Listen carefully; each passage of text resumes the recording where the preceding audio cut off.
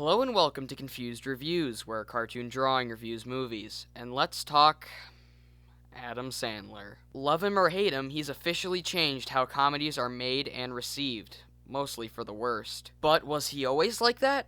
No. Adam Sandler's career, to me, has two eras. The good era, which spans from his SNL days until Click. Sure, there's one or two duds in there, but for the most part, a lot of his material was funny. Then, something changed. If you thought Click was bad or a pandering sellout, you ain't seen nothing yet. Now this is what I call the shit era, which spans from I Pronounce You Chuck and Larry to The Do-Over, which is the most recent movie to date. So you may be asking yourself, Luke, I read the title of the episode, I saw the title card, The Longest Yard will be placed in the good era. Why are you talking about that rather than torturing yourself with one of his other cinematic abortions? Well, not only is this a remake, not only is this a prison movie, but this is an Adam Sandler prison movie remake. So can it be any good? Well, I was going to say Burt Reynolds returned after being the star of the original, so that could be a good sign, but he did do Smokey and the Bandit 2, and was, Boss Hogg in the Dukes of Hazzard movie, but we've already talked enough about that. So I'm going to take both of those with a grain of salt. Let's just jump into this movie and see if it's another dud in a relatively good series of Sandler flicks, or if it's one of his better ones. This is The Longest Yard. So the film begins with the cinematic kiss of death, the Happy Madison logo. Anyway, we arrive to an uncredited Lena, played by Courtney Cox, who thankfully isn't wearing a bright yellow coat and is instead wearing something a little better. We also cut to some home footage of Adam Sandler, you know, wearing bummy clothes and being a dickhead, or he's playing a character, that being Paul Crewe, who we find out is a washed-up football star. Adam Sandler playing a football star. What's next? Them making a Joe Dirt too? Oh, right, they did. What's going on? Oh, good, sweet. I need help! This man's gotten his ball sack stuck down the toilet making his... I just got some. He then steals Lena's Bentley and gets pulled over by Dan Patrick. Now you're probably looking at the screen going, I know that guy from something, and he's in every one of Adam Sandler's goddamn movies, for the most part. And they both make fun of the other cop for his ears, because it's an Adam Sandler movie, so physical abnormality is funny. But the guy is kind of being a cock, so he kind of deserves it. They also make a joke that's actually funny. Ever hold this beer while I back it up?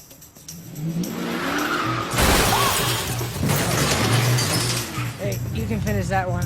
I got 5 more. Take care, guys. We then get some more exposition from a news station, like that hasn't been done a million times already. They then wreck a perfectly good Bentley, and Crewe is presumably arrested. We then cut to the opening of Holes, as Crewe is being transported to prison. We then meet Captain Dickhead, played by William Fichtner. I only assume he gets fired from his job and becomes a bank manager 3 years later. He then talks to the warden and Colonel Sanders. Colonel Sanders been eating his own chicken. Hey, Adam, making low-hanging fruit jokes is my thing. Stick to making fun of people for their ears and shit. The warden wants him to coach the football team, but Paul refuses. Why the fuck would you not want to? I'm not a sports guy, but if I was good at it and I was locked up in prison and the warden offered me to do it, I'd accept it in a heartbeat. Then again, if Eric Sachs told me not to by beating me with a nightstick, I'd probably refuse too. That guy's an asshole. Even though it's probably 100 degrees and they're in the desert, Crewe decides to wear a beanie, probably cosplaying the South Park boys. Anyways, we meet some more of the inmates. Caretaker, played by Chris Rock, Cheeseburger Eddie, played by Terry Crews, and, Tracy Morgan, unfortunately. He then starts a riot, because we're getting our money's worth with all these extras, damn it, and Steve Austin here throws a hornet's nest into the crowd. After spending some time in the hole, Paul finally decides to coach the team. This would be a really short movie if he said no. Crewe and Caretaker have tryouts, and we round out more of the team. Brucey, played by Nicholas Tutterow, Switowski, played by Bob Sapp, and eventually Nate Scarborough, played by Burt Reynolds. There's some more guys in there too, but I can't be fucked to Google them. And if you're still not sick of me naming off characters, we see Turley, played by Dalip Singh, and we head over to a basketball game with Deacon Moss, played by Michael Irving, and Megget, played by Nelly. Jesus, this cast never fucking ends. After a fun but weirdly edited basketball scene, Nelly agrees to play and is made fun of because being gay is bad in an Adam Sandler movie, and is instantly respected afterwards because he's actually good at football. After Turley and Paul play ping pong for a little while, he agrees to play with the team, and... Okay, I'm going to censor the subtitle they gave him here and tell me if you can understand what he said. I play. He said, I'll play, but for some reason they gave him subtitles, and they do all movie. I think Guardians of the Galaxy describes this editor of the movie best. What a bunch of a-holes. Hooked on a feeling. The guards fuck with Nelly, and so Terry Crews, Michael Irving, and the rest of the guys who previously didn't want to play get pissed off and decide to join the team, rounding out the team. Finally. They play a game and, as expected, kick ass. It's a good scene, but it's really short. We then cut over to Crew talking to some more people. Yippee. The team decides, fuck it, and they found out the guards' weaknesses, switch the steroid pills to estrogen, and use brass knuckles, and try every dirty play there is. Crew and Caretaker have a serious moment over some liquor and make an O.J. Simpson joke that's actually funny. O.J. chopped his wife's head off and still got some ass. Yeah. And he asks why Crew shaved some points off the game, causing him to be suspended from the NFL. Man, I have a feeling this is going to have significance later in the movie. They watch Short Circuit and make some more gay and old lady jokes, and we find out there's a mole feeding information to the guards. What a douche canoe. The mole then sets up a radio in Adam Sandler's cell to blow up and locks Chris Rock inside, and he dies? What the fuck? This movie just took a complete 180, and they just go on to the next scene like nothing happened. One quick funeral scene and bam, back to the movie. That was oddly interesting. You'd think nobody would die, but nope, Chris Rock is dead as dicks. Anyways, they head to the stadium and get ready for the big game. They even got matching jerseys from Caretaker. Cute. The game starts, and I hate to admit it, this scene is really fucking entertaining. You see all the bullshit the inmates go through, and you want to see them kill those fuckers. But it's not good for the scoreboard. Thankfully, Paul hits the ref in the dick, and he quits calling shit calls, and oh shit, they hit him again. Now they can really start winning this thing. They make some genuinely funny quips, and those estrogen pills kick in, causing some funny-ass moments. Megget tells Swastowski about the library incident, and holy shit does Steve Austin get fucked up. And it's not often you can say something like that. They make another fucking cool play and make a field goal, evening the score. The warden tells Crew if he doesn't lose the game, he's going to lie and say that he helped him in the death of Caretaker, which is fucked up as is, but the way he delivers his lines makes me want to knock his teeth down his throat. He starts to throw the game, and Brucey is in as quarterback, and he sucks.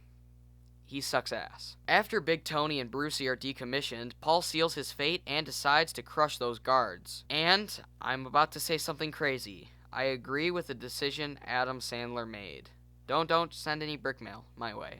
I'm sorry, it's just how I feel. Crew then loses his helmet and gets a first down. How his brain isn't oozing out of his ears from that hit is beyond me. He gets the team to help him win because he says, I'm not going to throw a game twice in this lifetime, and they start kicking ass. They then make one of the coolest plays in any sports movie and make a kick-ass touchdown. The warden gets angry at the owner of Jurassic Park, and the cons have very little time to win this bitch. In a predictable move, Burt Reynolds puts on a helmet and runs onto the field and... You can do it!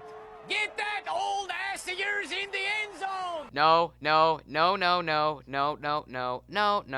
Rob Schneider, get the fuck out of this movie. And even worse, it's this dumbass character you played in The Waterboy. If David Spade shows up, I swear to God I'm going to drive my car through a Dick's Sporting Goods. Oh, and Burt Reynolds takes a hell of a hit, making a touchdown. Fun fact, he actually did that stunt for real. I don't know what relevance it has to anything at all, but it was interesting, I guess. And they win. Oh, and Crew almost gets shot, but thankfully William Fichtner isn't a complete twat anymore, and it turns out he was just going to get the game ball. Our film comes to a close with the warden being drenched and still being a dickhead. And that was the longest yard, and I didn't hate it. This is one of the last Adam Sandler movies that I'd consider to be alright. First off, Adam Sandler isn't doing some stupid-ass accent or being a man-child, so that adds points to me already. Also, the rest of the cast is fine besides Tracy Morgan, who is the cinematic equivalent of syphilis, and of course he's playing a transgender person for some fucking reason. Anyways, Chris Rock's death was legitimately shocking and an interesting choice. The football scenes are also fun, and the ending is actually badass. Also, something I don't usually comment on because I can't do anything music related, the soundtrack for this movie is fucking awesome. I recommend you check it out. Plus, most of the team when they're together makes you laugh with their chemistry and banter. But it is rather predictable and not gut-busting funny. Mostly jokes that just make you exhale out the nose and kinda just make you grin. They also use a lot of race, sexuality, and abnormality jokes, which makes most of Sandler's movies shit. Plus, I feel like a lot of the guards are dicks just to give the audience someone to hate, which is usually good for the ending, but when the whole movie they're being douchebags just to be douchebags, it's very apparent and takes you out of the movie. I wish wish they would have done something like they did in The Shawshank Redemption, where the guards and the wardens can be assholes, but you can still see the human side of them. Oh, and a quick disclaimer, I'm not saying that The Longest Yard and The Shawshank Redemption are even the same ballpark of movies, because The Shawshank is one of the best movies ever made. Just thought I'd point that out. Also, that way so that they're realistic and relatable, in a sense. So in conclusion, if you're in the mood for a football movie that isn't Varsity Blues, Remember the Titans, or Friday Night Lights, or any of the other thousands of football movies out there, I'd say check it out, but it is rather average. I'd say there's just enough things in comparison to bad things that it perfectly evens out. And again, there are much, much worse Adam Sandler movies you could watch. Trust me. I'm going to give The Longest Yard a C, because it's not the worst of Adam Sandler's movies, but it does got some stupid things in it, as well as a few good things, too. I'm Confused Reviews. Thanks for watching.